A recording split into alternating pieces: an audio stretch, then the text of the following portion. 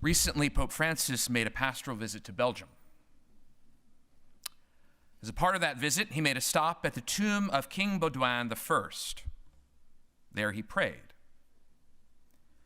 The reason for this visit was to praise the courage of this saintly king, who in 1990, when faced with a mandate of the Constitution of Belgium that he sign a bill from Parliament that would legalize abortion, instead chose to temporarily, and I'm quoting Pope Francis, leave his place as king in order not to sign a murderous law. In praising the servant of God this way, Pope Francis lifted him up as a model, not only for Belgians, but for all human beings who are faced with similar choices. On the one hand, with cooperation with the culture of death and its diminution of respect for the lives of the weakest among us, or on the other, standing with the truth that all lives from womb to tomb, as they say, are of infinite worth and must be protected in both laws and in hearts. In 2 weeks, Marylanders will be faced with a choice whether to enshrine in a constitution such a right that would give, among other things, mothers the unfettered freedom to commit such an atrocity as abortion, for whatever reason they may choose, without any exceptions or exemptions. Each October, we reserve Respect Life Month, which in part bids us consider this awful reality of our society, that our culture seeks to promote the right for women to turn against the most innocent and vulnerable among us. Of all the ways that human dignity can be violated, and there are many, and all of them are evil, there is none more shocking, more abhorrent than the direct killing of an innocent human being, especially when that human is in the sacred safety of her own mother's womb. God has given us the commandment, thou shalt not kill. Each human person who is conceived and comes into the world, whatever the circumstances, is unique and unrepeatable, a child of God given the precious gift of life, made in his image and likeness. How can we as a society ever say there is such a right to end the lives of such persons, and at the same time claim we stand for the rights and liberties of all? Indeed, each one of us in Maryland will have to give an account to God for our vote this November. And for Catholics, as we know, our teaching is clear. This is a clear-cut choice. We vote no on question 1. We must work in every way to end legal access to abortion. Yes, this is a delicate issue, but it is a most grave one. This question isn't one of politics or policy. It's not about this candidate or that. It is an issue that touches at the very heart of the gospel of life. And so a Christian cannot be silent about such an issue and expect to stand with a clear conscience before God. For this proposed amendment to the Maryland Constitution would enshrine the culture of death at the very foundations of Maryland law. In order that we be well equipped to give our witness, not only by our vote, but by our voice as well, let us look at some of the ways this amendment will be harmful to our state. First, hinted at it a little bit already, it is extreme in the utmost. The amendment is unnecessary. Legislation in extremely progressive Maryland that protects abortion is in no danger of going away. This amendment will make it a constitutional right for women to end the life of her child at any point in all 9 months of her pregnancy. It affirms that the state shall not in any way burden or abridge that right. No restrictions will be allowed. some thought that maybe there's hope at a federal level that some things would be maybe restricted. And that's, I think, sort of the reason precipitating this amendment. But it's extreme, it's radical.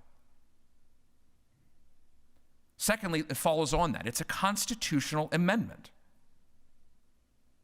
It takes the issue completely out of the democratic process and makes it a matter of fundamental law. Legislation can be debated and changed over time by representatives lawfully elected. A constitution, because it is foundational to the entire society and legal system, by nature must be stable and difficult to change. This amendment would make it such that the right to life would not be absolute at the constitutional level in Maryland. We would create a subclass of citizen in our state, those that are against abortion because it is an attack on human rights, as well as the unborn, whose value and right to exist will be absolutely dependent upon the choice of others. There will be little we can do to fix this short of repealing the amendment, which again, in highly progressive Maryland, will be very difficult. Thirdly, we have already seen how it's bad law because it's unnecessary, it's extreme. We've seen how it will enshrine a two-tier sort of system of citizenship in Maryland. The third is that it is highly ambiguous. It states that an individual's fundamental right is not limited to the right to end pregnancy. It could apply to many more matters, such as issues pertaining to human sexuality, transgenderism, and so forth. It's unclear. And then it's bad law for a fourth reason. It doesn't distinguish between adults and teenagers. So any effort to restrict by age would be an illegal abridgment or denial of that right by the state. This would attack parental rights, pushing them out of their proper place as the guides and educators of their children. It would also allow for children to make grave and irrevocable choices without the knowledge of their parents before they're even considered physically and psychologically mature enough to drink, to vote, to marry, or even to drive. Such an amendment, therefore, will have unforeseen consequences for the breakdown of the family in Maryland, not to mention the unspeakable trauma such horrible choices will inflict upon our young people. And finally, perhaps the worst of all, well, no, not the worst of all, but a grave consequence nonetheless. There will be no religious exemptions. This is a dire reality for Catholic healthcare. Nurses and doctors that are Catholic or our Catholic hospitals will find their religious liberty in extreme jeopardy. Our healthcare professionals will not be free to act according to their consciences and will be forced to face decisions of such serious gravity as choosing between cooperating with killing or losing your job, or in the case of Catholic institutions, losing their ability to be, to be able to function in a society hostile at that point to religion. We have an opportunity today, now, in this hour, like the servant of God, King Baudouin I, like our blessed Lord commands us in the gospel, to serve the least among us with our vote this November.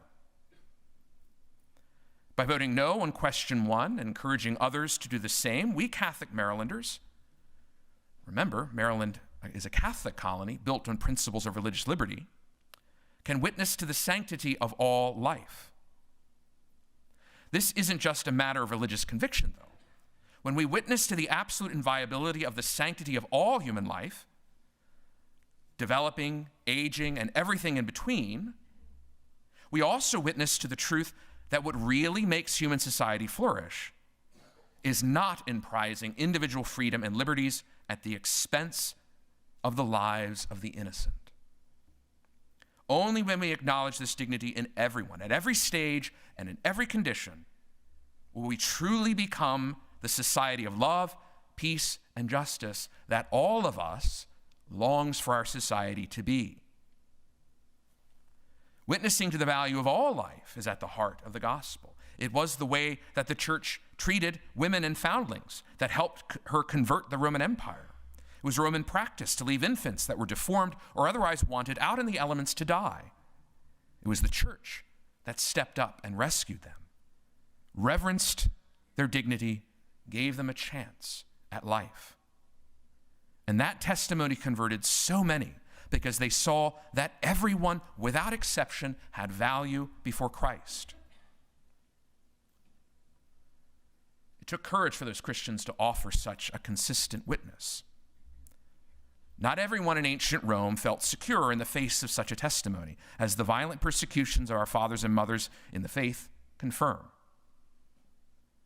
The message of the gospel ultimately, in the words of John Paul II, spoken in Baltimore in 1995, is that, quote, freedom is not the permission to do whatever you want, but rather the capacity to do what you should, end quote. The culture of death offers a false notion of freedom. It puts the individual at the highest place. It praises a clinging to a right, whether to bodily autonomy, independence, individuality. It praises false notions of empowerment or even physical and psychological health at the expense of even innocent human lives. It's me first. It's clinging to the greatness that our blessed Lord cautioned about in the gospel, not the service, not becoming a servant, but last of all, to serve others. The law in Maryland or elsewhere may give the legal freedom to commit the atrocity of abortion. But the purposeful and direct killing of an innocent human life is always and everywhere a grave moral evil, a mortal sin. It is even a crime in the Catholic Church to which the penalty of automatic excommunication is attached. The Church takes this very seriously. Because true freedom, the Church recognizes, is in taking up the call and the responsibility to love and to serve, whatever the cost, even to seeking to be the last of all, putting aside our own rights and own goods at the service of others. Fortunately, the Church offers us this kind of witness. There may be others who claim pro-life credentials that maybe are not religious, that may fail to do so, but the Church has always been consistent. She helps women before birth through pregnancy centers. She helps women after birth through maternity homes and other assistances. She works to meet the basic human needs of the poor and marginalized, to help them, especially if they're young mothers, see that abortion is an unthinkable option. Finally, she offers God's mercy for those mothers that have done the unthinkable and have repented of it. Yes, an abortion leaves a life lost and a mother's heart shattered. The Church does not turn her back even on these, offering the sacraments and even counseling through organizations like Rachel's Vineyard and others for those scarred by the wounds of abortion. So the question then for us as Catholics, will I have the courage to be counted? Will I stand up for a truly free, just, and life-affirming Maryland? Will I heed Pope Francis's teaching and the example of King Baudouin, his courageous and consistent witness that he gave to the sanctity of life? Voting no on question 1 is a simple start, but it does go beyond each day in our proclaiming in our words and deeds the inviolable sanctity of all human life. In the name of the Father, and of the Son, and of the Holy Spirit.